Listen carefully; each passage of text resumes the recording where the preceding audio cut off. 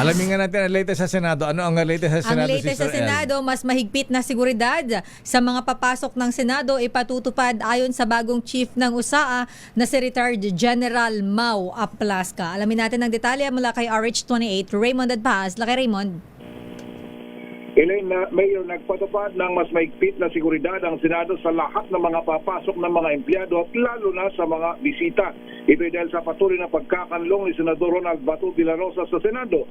Ayon kay retired Police Major General Mau Aplasca na ibinalik sa pwesto bilang Chief ng Office of the Sergeant at Arms o USAA, i-check ang ID ng lahat ng mga papasok. Gaya ito sa ginagawa kapag nagtatas ng alerto sa isang government building. Narito si General Mau Aplasca. Medyo security will be a little tight lang. Tighter the usual, Yan, sir. than the normal.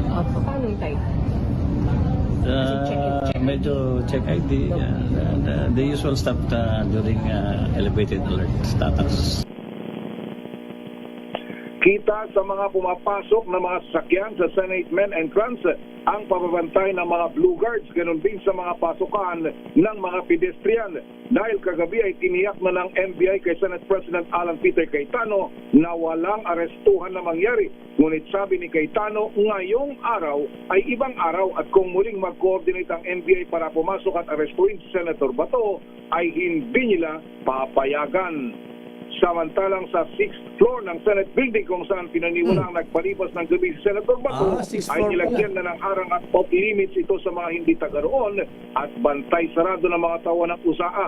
Habang sa 5th floor na siyang opisina ni Senator Bato ay bukas at may dumating na nagdala ng dalawang tamtamang laking maleta na may laman na personal o manong gamit ng mga miyembro ng pamilya ng senador na nagpalipas din ng gabi dito. Pagkatapos lang ng isang radio interview at narinig natin si Senator Bato, una, ang sabi niya ay hihintayin niya o gagawin niya ang lahat ng legal na paraan at lalong-lalo na ang Korte Suprema na inaasahan niyang maglalabas ng desisyon sa anumang petition na kanilang ihahain at ganun din yung sweldo na simula daw nung siya ay nagtago. Ang sabi niya, hindi daw niya ito kinuha at pwedeng gamitin ng Senado sa ibang bagay. Raymond, Muna, Mayor, at, Raymond, humingi siya ng tulong kay President Marcos. Natawagan ba niya kagabi ang presidente? Ayun ang hindi malinaw, Mayor, kung nagkaroon siya ng linya sa Pangulo. Hinggil dito sa kanyang kinakaharap na sitwasyon sa ngayon. Nasa hindi natin na wala pang konfirmasyon kung nagkaroon sila ng pag-uusap ng Pangulo. Ayan, nakatulog ba ng mahimbing ang Senator Bato? Ayan, anong oras iniwanan ni Senate President Alan Peter Cayetano sa Senado kagabi? Hindi na, wala nang katiyakan ng oras, Mayor, kasi nung umalis si Senator Alan, parang hating gabi na hating gabi na umalis itong si SP Alan at naiwan na dito sa Senado itong si Senator Bato at ilang miyembro ng kanyang pamilya. Ayan, so sino nagbabantay? Andiyan ba si Mrs. Bato sa Senado? Ang pagkakabanggit sa atin yung anak na kanyang yung panganay, yung kanyang chief of staff. Dahil yun yung mga kasama niyang dumating kahapon. Okay. Nung nagkaroon ng habulan sa hagdanan. May sinasabi si Senator Alan kahapon na hindi nila isusurrender si Bato. Kailangan daw ay may dapat ay local court daw ang magbigay ng decision kung dapat arestuhin si Bato o hindi. Yun yung kanyang, sabi niya, yun ang kanyang ipinarating kay NBI Director Melvin Matibag no sila ay nag-usap kagabi. At siyempre, ayun daw ang stand nila, itong bagong Senate leadership.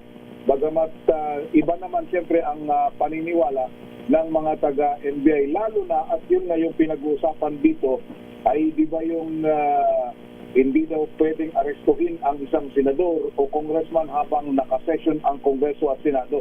Pero may paliwanag doon yung mga mahusay na abogado din. Isa sa mga narinig natin ay yung Kung ang penalty. below 6 years. Yan, Ang penalty ay below 6 years. Pero itong kaso ni, gaya nung narinig natin kay Atty. Cayosa kanina, supposedly yung crimes against humanity ay minimum of 30 30 years. years. So, merong legal question doon sa puntong yun, Mayor. Pero ang malinaw, ang pagkakabanggit ni SP Alan Cayetano kagabi, yun na, kailangan daw dadaan sa local court or hayaan si Senator Bato na i-exhaust lahat ng mga legal means para naman sa kanyang protection. Ayan, lahat ng mga legal remedies. Pero isa pa, Raymond, ayan, ang tawag nito, pwede bang hindi sundin ang ang ICC? Hindi na tayo member ng ICC. Oo. Yun nga yung isa pa yun na maraming usapan dyan, Mayor, dahil ang pagkakabanggit naman, hindi nga tayo miyembro ngayon. Pero nung nangyari daw yung mga supposedly ay aligasyon laban sa kanila, ay nung miyembro pa tayo ng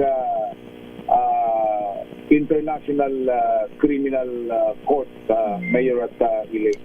Lakay Raymond, sa ano naman, yung anong balita dun sa, kasi kagabi may mga video din na nag-circulate, yung sa security ng USAA, ano nang, kasi magrereklamo ba siya? At sino itong mga rereklamo niya? Mga taga-NBI ba? Yung nasugatan na, ginulpi ba ng mga NBI Ano agents? ba talagang nangyari doon? Kasi yung video na nakita ko, yung sinend mo kagabi, Lakay Raymond. May sugat sa ulo? Sa ulo ba sugat? Dito, sa may sa bandang noo? dito Ano yun, yung nasugatan yung mukha niya nung inunod siya sa sahig. O yun nga, Sa inugod.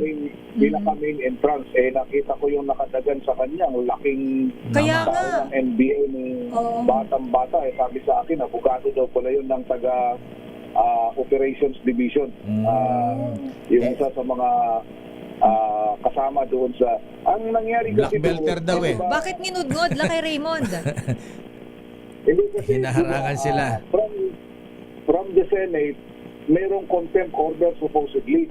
Yung mga humabol kay Senator Bato doon sa hagdanan. Yun yung yung nadapa siya na kakiwari namin doon, nakuha yung sugat sa kanyang kamay.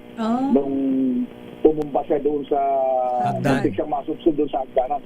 Kaya naitukod niya yung bakal yun eh. Yung daanan doon.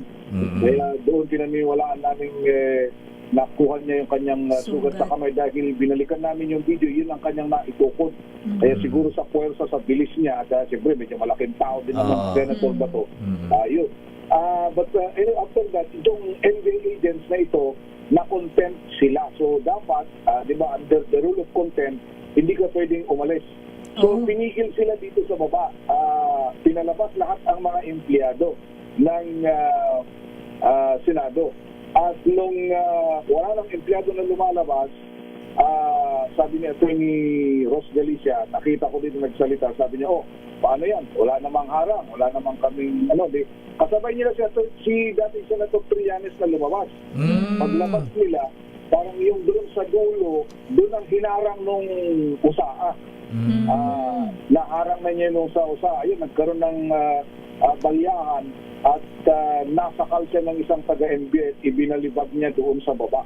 Kaya nangyari yung komosyon dito sa pagitan ng mga tauhan ng National Bureau of Investigation at ng Office of the Sergeant at Arms. Raymond. Pero nung palabas naman yung convoy nila, hindi naman sila pinalabas sa gate. Kaya napigil din sila hanggang dumating si Attorney Melvin Matibag at nag-usap sila ni SP Alan Cayetano. So nangyari ang usapan, walang arestuhan kagabi, pero yung siyam na NBI under custody ni Attorney Matibag. Ayun. Isa pa, Raymond, ayan, maraming nagagalit, maraming nagtatanong, ano daw ang role ni former Senator Trillanes at kasama sa mga At magse-serve nandun, ng arrest warrant? Sheriff daw ba siya ng ICC? Di ba, ang paulit-ulit naming tanong yan, sabi niya, balikan niyo yung video ninyo, sabi niya sa amin, dito sa Senate Media, balikan niyo yung video ninyo. di ba sabi niya, samahan ko yung mag-aaresto sa kanya. Ah, Ni Senator Bato. Di ba, So, pero pinulfill meron niya tayong lang. na ako, maalala ko yun, kaharap ako nung sinabi niya, di ba yung, go ahead, Mr. Trillanes, make my day. Sabi oh, niya. yeah. Make my day, oh, sabi niya. Ayun. Ayun naman pala. Sabi niya, tinupad ko ang wish mo. Ang kahilingan mo pala. Wish Oo. pala ni Senator Bato yung challenge. Hinamon, hamon. Tinanggap ang hamon. Oo. Oo, so tinanggap ang hamon. Kaya kahapon Mayor at Glenn, habang si Senator Bato ay nasa loob ng Senado o plenary na nagbubutuhan, si Senator Trillanes nasa pinto, nakaabang. May posas din si Senator Trillanes, wala naman. Hindi ko nakita, wala naman yata po. Wala Pero naman. hawak niya yung kopya nung sinasabi niyang arrest warrant na galing sa ICC. May picture tayo dyan, ipinakikita niya.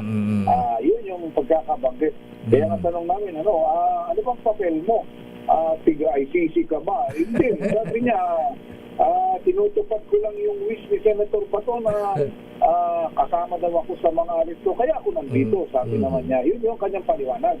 Itong si dating Senator Antonio Trillanes. Kaya nandito siya kahapon. Okay, Raymond, ngayong nagbago na ang liderato ng Senado, ayan, mababakante lahat ang mga chairmanship ng committee dyan.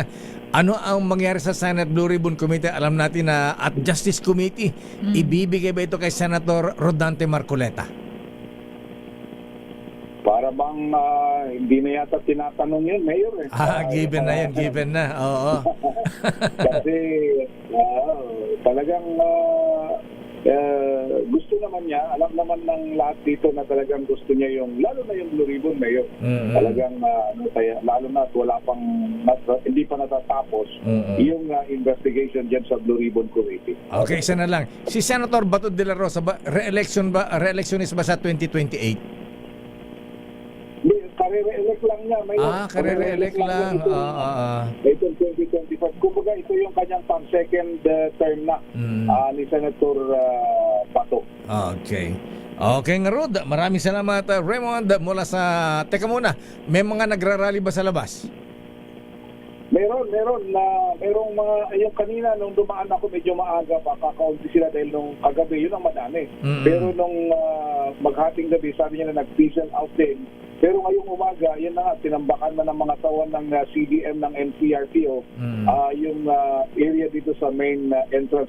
Ang ginawa nila kagabi dahil hinaharang yung mga sasakyan na palabas sa main entrance, dito kami pinadaan sa likod. Mayroong namang exit sa likod. Kaya lalabas ka ng GSIS building.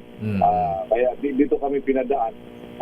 Dahil ang hirap lumabas doon dahil pati media pinag-iinitan nila yung sinisigawan nila ng bias daw ang mga mainstream media. Kasi puro mga vloggers yung mga kasama nila, yung mga nakapwesto doon, nakasama ni dating Congressman Mike Defensor. Okay nga Rod, maraming salamat Raymond.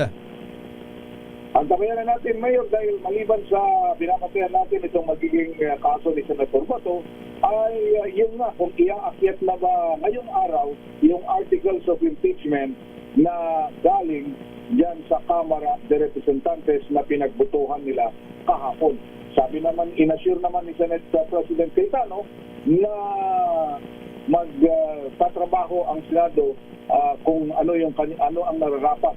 Ang dinig naman natin doon sa bagong minority sa ngayon ay may trabaho din silang dapat nagampanan. Sila man nasa mayorya o gaya ngayon, sila naman ang nasa minority sa Senado. Ito yung grupo ni Senator Tito Soto at Senator Ping Lacson. Mula sa Senado, ito si RH28, Raymond Dapat para sa DZRH. Una sa Pilipinas, una sa Pilipino. Maraming salamat Raymond at pa sa live mula sa Senado.